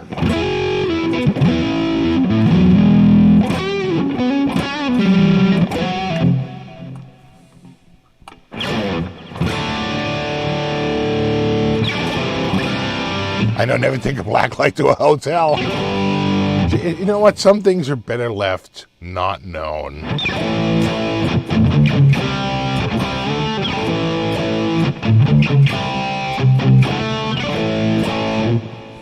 Yours are kind of rough? No, I'd say they're pretty tight. Maybe a little bit at the end. Yeah, take a look. Hold on. What do you think? I'd say it's pretty tight.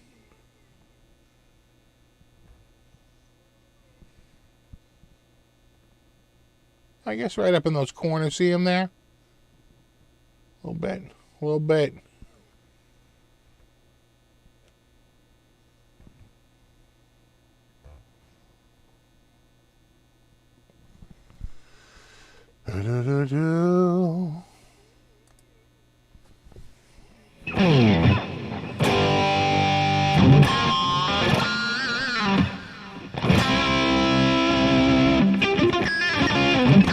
I did try a Schecter here, but it had a cracked fretboard. I had to return it, Joe.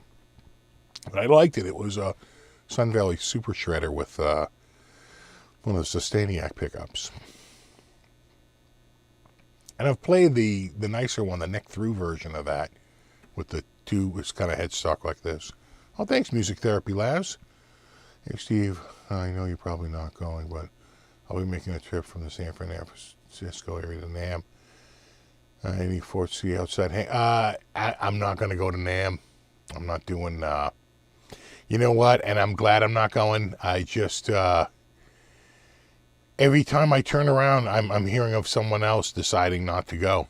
I think last week we looked it over and it was looking pretty grim at the number of, big companies that were committing to it. And, I just think that, waiting a year wouldn't be the worst thing. I'm in no rush to go back. Flight, everybody's clamoring to fly. There's a pent-up demand for flying and traveling. And, kids get out of school. A lot of kids are out of school in the middle of, in June. And so there's like, flight prices are up. Hotel prices are up because Disney's open. It's not the right year to go. I wouldn't get nearly what I would, back out of it what what I put into it. So maybe next year. I heard next year they're going to do it in April, and I heard the following year they're back to January. So maybe next year, but maybe not until the January of the following year when everything is sort of back to normal. 3 years later, like I think a lot of people predicted when this all started, it had about a 3-year turnaround. In fact, I remember like at the very start of the pandemic, someone was like, yeah, it's like 3 to 5 years. They're like, really? She's like, yeah, it just, these things take time. Everyone wants it over next week. It's like 3 to 5 years. It's probably, the timing on that is probably about right. Oh, you mean San Francisco Bay Area? Yeah.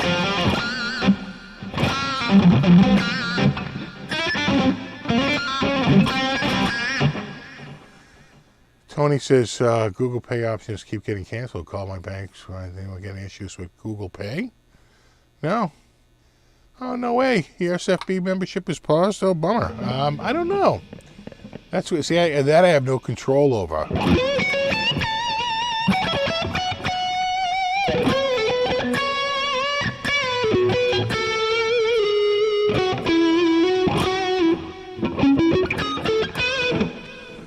I'm not going to the Dallas show, but I do have a friend of mine who's going to go. He's my mole. He's going to go and he's going to report back. And if he tells me that it's a rockin' show and it's pretty busy there, last year it looked pretty empty. If he's telling me that it's good, then I'll probably go next year. I really like the Dallas show. I love the Dallas Guitar Show. That is a great show. A lot of great live music throughout the whole show, and it's very small and intimate, and you get to see like a lot of crazy guitars and vintage guitars, and it's packed with guitars, that's for sure. And you know what, Dallas, I'm not gonna lie, they got some good barbecue. You got some. I like going up the old Hard 8 or over to the Pecan Lodge, or Hard 8. Getting a little brisket.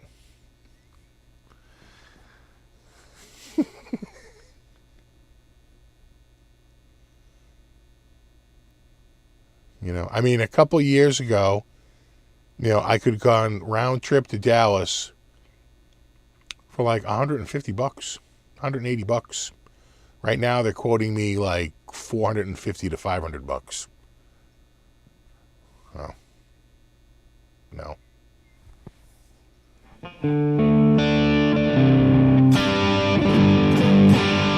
Oh my God, dudes. I'm bot worthy. Oh my God, you guys, is this popular enough to be bot worthy? Jesus.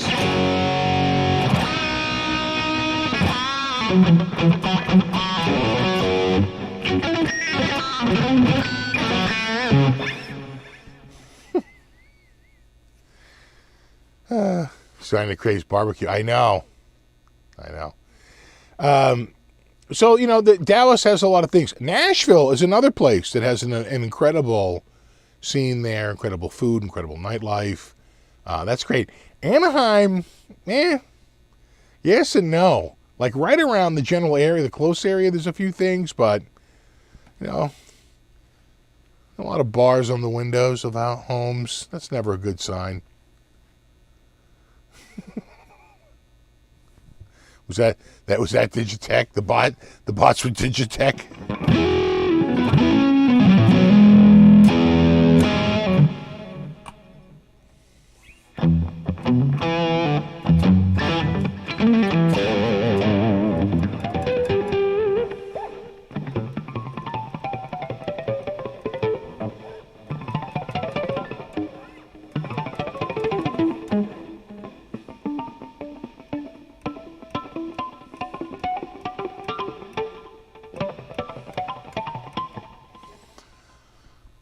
You bought an MT15, switch from MT15, and today it doesn't switch the channel. And the idea is, there is something with that. It's usually on the face, right? So in other words, if you have it on, if you've switched the channel on the face and the foot switch won't work, something like that, make sure you didn't hit it. A lot of times you can make the same switch on the face of the amp.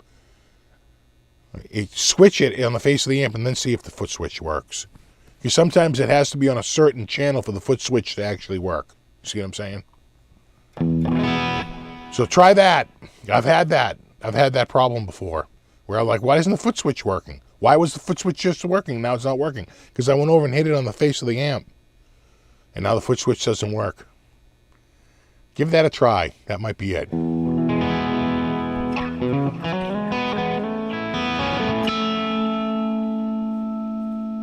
I was just going to hit the whammy bar, and this guitar doesn't have one. It's a goddamn hardtail.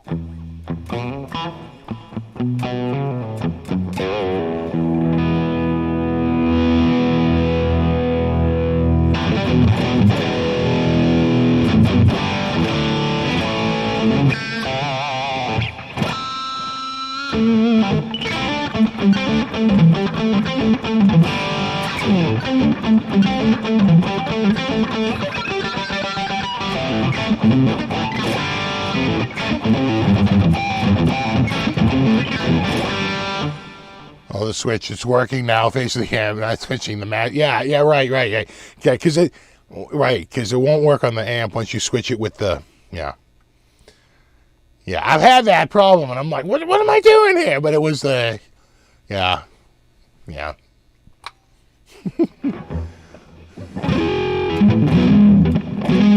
Guitar sounds warmer than the Floyd guitar? Okay.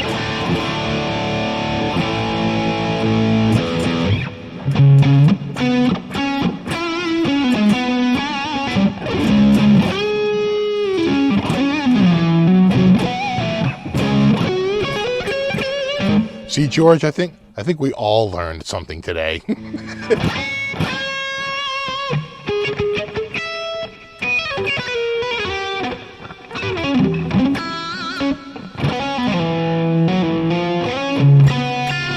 You do that too when you switch guitars. Yeah, you're like, wait. No. There's no bar.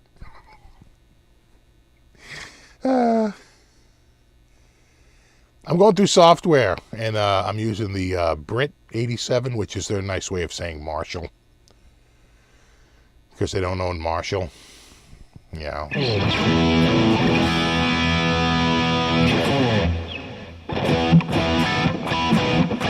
We just learned I'm bot worthy.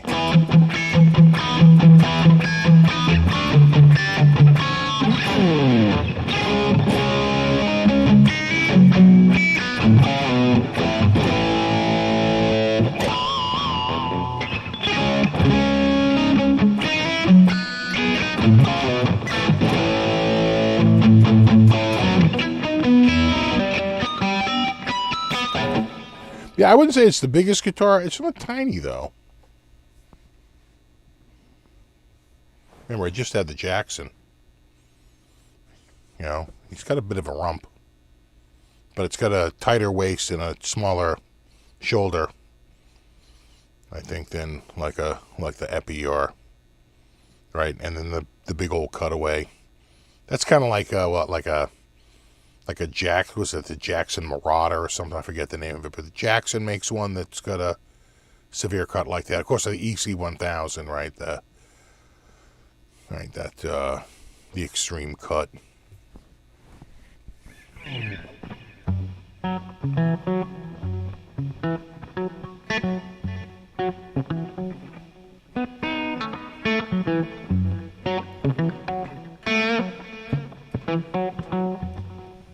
Is it a new Mammoth video? I have not seen a new one. I only saw the original one where all the footage of, you know, him with his dad from growing up and stuff like that. Yeah, Terry's on it.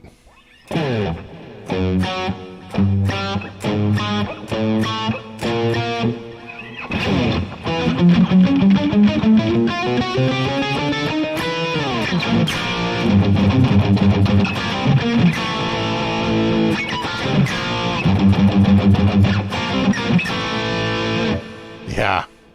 Tell the wife, I'm bot worthy. She'd be like, "Sha, you wish." No, seriously.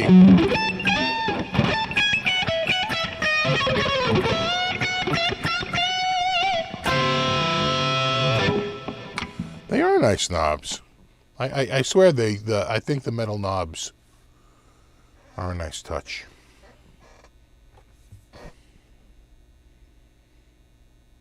You know, I could have went black, and they had like a T burst, you know, or like a light burst. But I like the blue. I'm happy with the blue. I sort of like the look of it.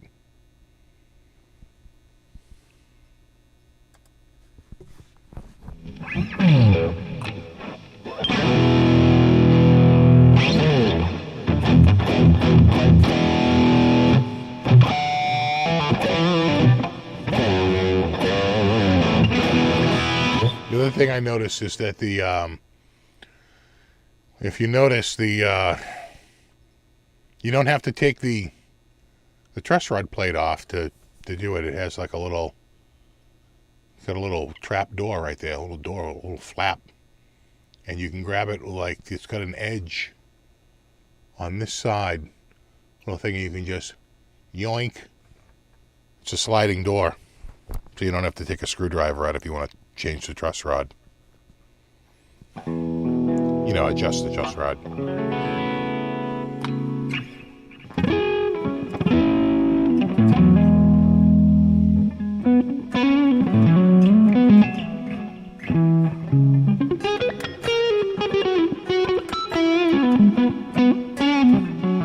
Yeah, some Ibanez. Yeah, Ron, you're right, yeah.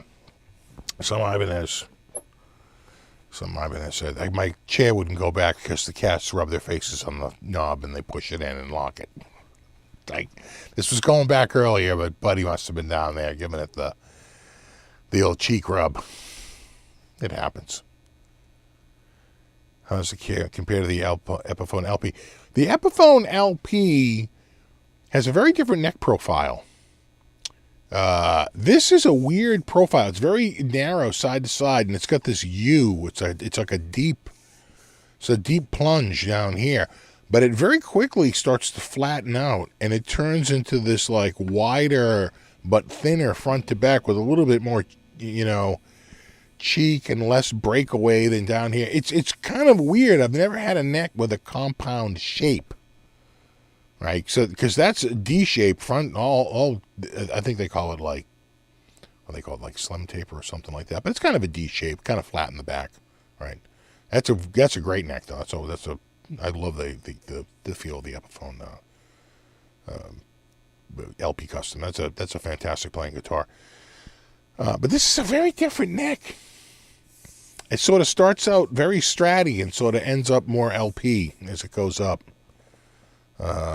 Kind of a weird.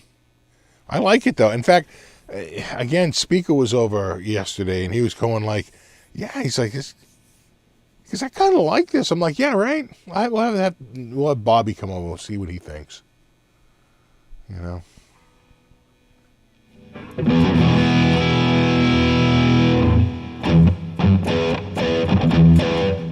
No, the Wolfgang is a smaller neck. This has got a little bit more chunk down here. I'd say the Wolfgang is a little smaller, a little more C-shape. This is a U-shape. This is U to C-shape. I'd say that Wolfie is C all the way. C to shining C. Without a doubt. Hybrid compound neck. Yeah. Yeah, it's weird. Kind of cool. Right? It's rounder down here and flatter up here. It is a compound profile as well as a compound radius. We're going to call it art guitars, even though it looks like ear teeth right there. E-art. Art.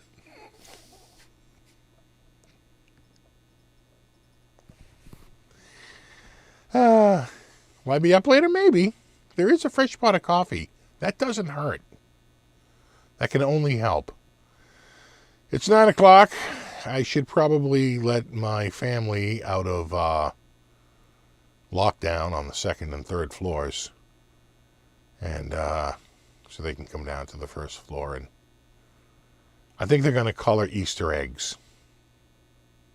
I'm like, oh, okay. I'm out there raking leaves. Could you help me with the lawn? Jesus. Anyway, E-art. Yeah, I've heard it is called E-art. I've heard that. In fact, I think the lettering is a little off, right? The E is straight up and the A and the R and the T are a little different, right? A little slanted. And I heard it's like electro art or something. Something art. Electroacoustic art. Anyway, you just did eggs, yeah. So we'll see. I could be up later. You never know. All right, dudes. No, you rock. Thanks to everybody for hanging out tonight. Super extra mega thanks to anyone who contributed. Really appreciate it. Hold on one second here. I can feel a cough coming on. Really appreciate that. And, of course, bro hug and shout out to my mod squad. Hashtag mod squad. Someone had you working tonight, but we had a breakthrough. We officially attracted bots. We've made it.